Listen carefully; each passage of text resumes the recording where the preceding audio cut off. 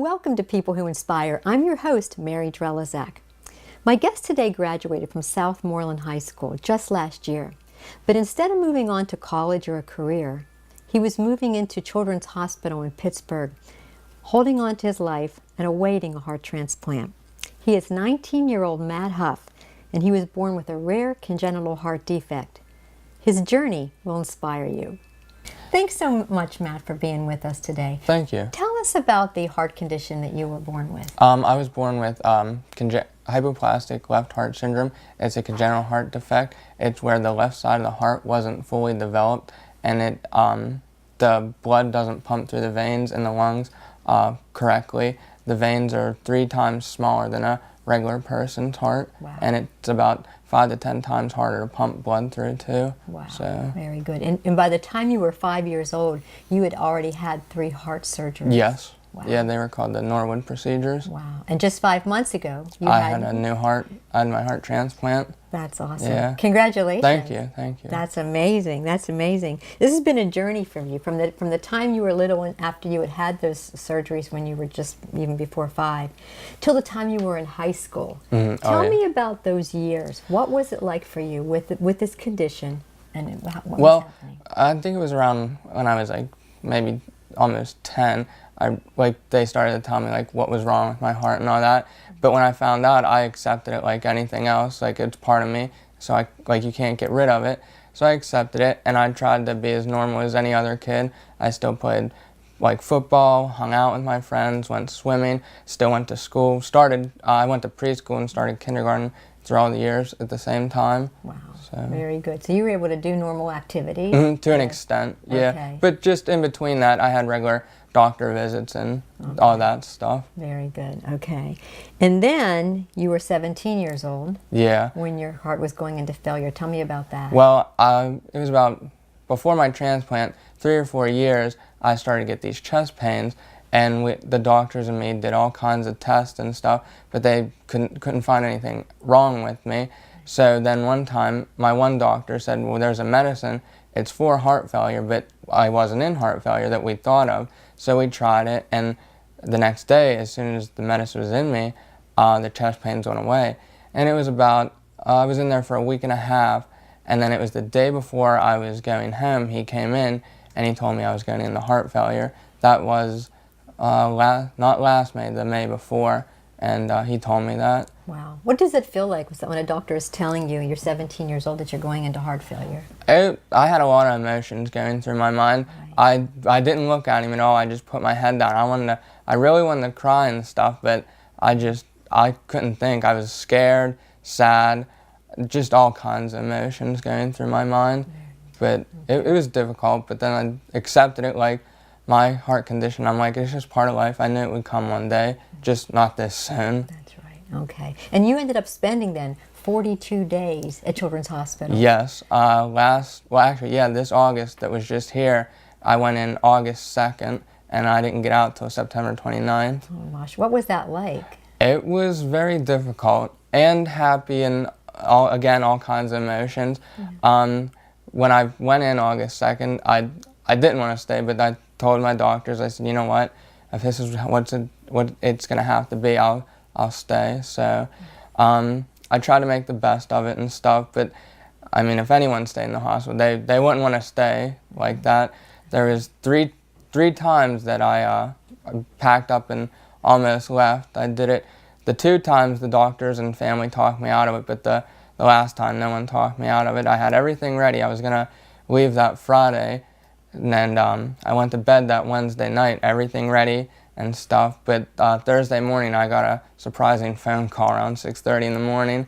My doctor saying I got a new heart and stuff, and said, do you want to take it? I'm like, well, yeah. Wow. I mean, I waited here. So. That's right. So 42 days, you went through all these emotions, and then you get this wonderful phone call. And even during that time, what got you through to that 42 days? Even though I know it was difficult. Tell me, what got you through it, and what was the toughest part? I think the things that helped me get through is people coming down to visit every day. Just the nurses and doctors always being there for me. Even though, yeah, they're supposed to be, but my medical team took an extra step. They'd come in my room, hang out, play video games, watch movies, even after work, they'd come hang out. They wouldn't go home and just hang out. So I think that helped a lot too. Very good. And you were in Children's Hospital, one of the absolute best. You Oh, mentioned yes. you mentioned too that your room was decorated. They Yes. decorated. So tell me about that. There's a company that my child life specialist found, and they come in and they ask, like, what's your favorite hobbies? What do you like to do? And then they'll take you out of the room that day and they decorate it and surprise it for you. Since I like Marvel comics and music and all that, they decorated in all comic stuff. I had like a Captain America rug, Marvel posters everywhere. They got me like comic books, anything Marvel comics. Wow. So when you came back into that, what did you think? It was amazing. I loved it. It felt like my own room again. That's awesome. So that was nice. That's wonderful. That's wonderful. And how was your recovery? So you got the news that you were getting the heart transplant, and then how many hours after that did you actually go into surgery? I was in surgery, I think it was about 6 or 7 hours, Later. maybe a little longer. Didn't have a lot of time to process No, it and think about it. because they told me it would be around 12 in the afternoon, but they kept pushing it back, so it was at 7:30 at night, and then they thought I was going to be out for a couple of days, almost a week. I woke up that afternoon around 12, and I was up walking that night around 6:30. After a heart transplant. Yeah. Wow, that's so that amazing. was nice. That is absolutely amazing. And your recovery, how long of a recovery did you go through? What I was that only like? in there 2 weeks. They thought I'd be in there a month or a little longer, but they said I beat the odds, and I left September 29th. Wow. So that was like exciting That is for that exciting. to happen. My goodness, from ICU, because you would have started out in ICU, Yes. to leaving the hospital. Now, before you left, you made a connection with WDVE personalities, radio personalities. What Randy happened? Bauman and Bill Crawford. What They come down every year. This year actually was their 10th year for Radiothon, and they came down the 28th and 29th. And I knew Randy a couple months before that, my transplant, when he'd come in and hang out and get stuff for the kids. And me and him were down there painting rocks. It's just something they do. And me and him were talking, and then when he found out I was still in there, he asked if I'd want to be on the radio with him. And I said, sure, and thank you for doing that. And we were just talking about my transplant, how long I was staying. And it happened to be Brett Kiesel was there too. And me and him were on at the same time talking. And then when they found out I was leaving, they said, oh, hey, would you like to be our superhero movie reviewer for Marvel Comics?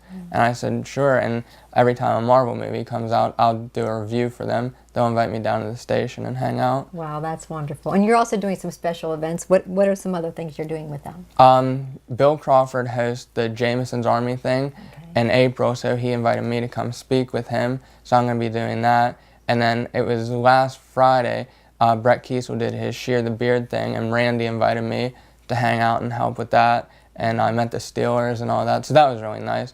Really nice for him to do that, and I was really glad. That's wonderful. And then right now, that's all we're doing for that, and just some more movie reviews. That's wonderful. That's awesome. So you're on social media, and you use it as a platform, Yes. Twitter, Facebook, YouTube. Tell me what you're doing. February 7th through the 14th is Congenital Heart Defect Week, and also February is Heart Month. And they had a photo challenge on Facebook, Instagram, and then I just threw the extra stuff on Twitter. It's where like they have different words each day, like doctors, care team, family, and you'd put a picture and then you describe like how they helped you during your transplant and stuff. And the last day for the week was Valentine's Day, which is Heart Day, and that word was Congenital Heart Defect Warrior. And so happens to be that day was 5 months since I've got my transplant, so that was really nice and dear to my new heart too. Yes. So Absolutely, that's awesome.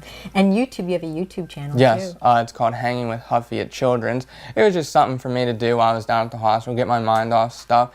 And actually, when I was down at the Shear the Beard thing, I was talking to Phil Bork, and he said he'd love to be on my show sometime. So I'm going to get that started back up and hopefully interview him and maybe some other Steelers. That's good. Now, so your YouTube channel and some of the shows you're doing, what's your goal with that? What do you want to be able to do? Just get it out there. Something like one video is just of my room from the hospital showing like how they came in and helped you decorate it to feel like you're at home again. Yes. Just to get your mind off of everything. Feel like you're at home, like it's your house and everything.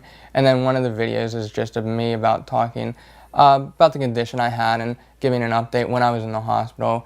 of just saying how I'm doing and all that. I'd like to grow it, get it bigger and out there. Sure. Just maybe, like I said, do the reviews of the Steelers and Yes. so forth. That's wonderful. And I'm glad you brought that up, that one of the reasons you started your YouTube channel was to get your mind off of what was going on in the hospital. You were doing some other things too before your transplant, right in your hospital room. What were you doing? We were doing a fundraiser for the Texas hurricane, the Harvey hurricane. We did that. I sold candy bars, and then the way people found out, the nurses and doctors sent out text messages to each floor, and they sent text messages, and we did that. I think we raised about almost $200 or $300, so Wow. that was nice. Okay, so you mentioned somebody had gone out and bought a lot of candy bars, and Yes, one of my nurses. That's awesome. Yes. So why did you want to do that? So that the Texas flood, what was going through your mind? And I just thought, well, since like I can't do anything out there, I thought, well, I'm not doing anything in here really. I think I can help and give back here. So. Very good. So you actually had like a fundraising central set up in Yes, your room. right outside my room. We set up a table. We put the candy bars there, and I sat with one of my child life specialists, and that's all we did for like 2 or 3 days. Wow, very good. You also mentioned to me that during the time before your transplant, and actually even after your transplant, before you went home, you spent time with other kids at Children's Hospital. Yes, I became really connected. Well, the little kids became connected with me. I guess I was like a big brother to them, since they weren't able to like go home and hang out with their friends or family. Even though they came there, I was there all the time if they needed something to talk to. So that was nice, and I'm glad I did that and stuff. Good. Were they specifically heart patients, or yes, we were up on the cardiac floor. Oh, very good. So yeah, they were either waiting on heart or just there for some cardiac issue. That how old were they? Some of the kids you were talking just to? about around 7 or 9. Wow. They were just mostly all younger kids. Wow. Yeah. Wow, very good. So they looked up to you. Yeah. Nice that you were there. So that's wonderful that you were able to help those kids. And I know that now coming up, by the time this airs, you will have already done it, but you're going to be speaking for the very first time Yes. with the Center for Organ and Recovery Education, Yes. CORE, at your alma mater, Southmoreland High School. On March 7th. March 7th. What it is that you want to say to the kids? Well, I'm going to be presenting. I'm just going to be talking about how organ donation has changed my life and how it's really opened my eyes. Because it's really different before you get the transplant. Like when you know you have a heart condition, but when it comes time and you actually get a new organ, it really changed your perspective on how you look at that. So I'm going to be speaking how it changed my life, how you can help affect others with organ donation and congenital heart defects. And then CORE will speak and just give an overall about organ donation, and then I'll speak a little more. Very so. good. Do you know who your organ donor is? No, but I did send my letter in and hoping the family will accept it. But I'd just like to thank, even when I was on Radiothon, I thanked them, and I just said I'm very grateful that they were an organ donor because my family was able to keep their loved one even though they lost one. That's right. So. And you know that your organ donor was a boy, also about your age? Yeah, around my age. That's wonderful. That's wonderful. So if you had a chance to meet that, and I know you're sending a letter, and hopefully they'll get it, but if you had a chance to meet them, what would that be like, and what would you say? It would just be amazing, and I'd just say I'm so grateful for you guys and your son that it changed my life. Wow. And yeah. Very good, very good. So what are your plans now? In the fall, I'm going to go to 3Cs. I want to become a child life specialist. Like the people who help me in the hospital, they just like help the kids like get through everything. They'll do arts and crafts, bring like celebrities in and stuff like that, help out with Radiothon and all that. That's great. So had this not happened to you, you wouldn't even have maybe even known what a child life specialist was. No. And now you know how important that role was in your Oh life. yeah. That's wonderful. And you also, there's something else you're doing with your high school teacher. Tell us about that. Yes, we're Mr. Britton and me. We are writing 2 children's books about organ donation. We're going to base it around my life and stuff, and then hopefully I was thinking to make a 3rd one for like a series, but we're working on that right now, and we're hoping to get them published. Very good. And what's the goal with that for kids?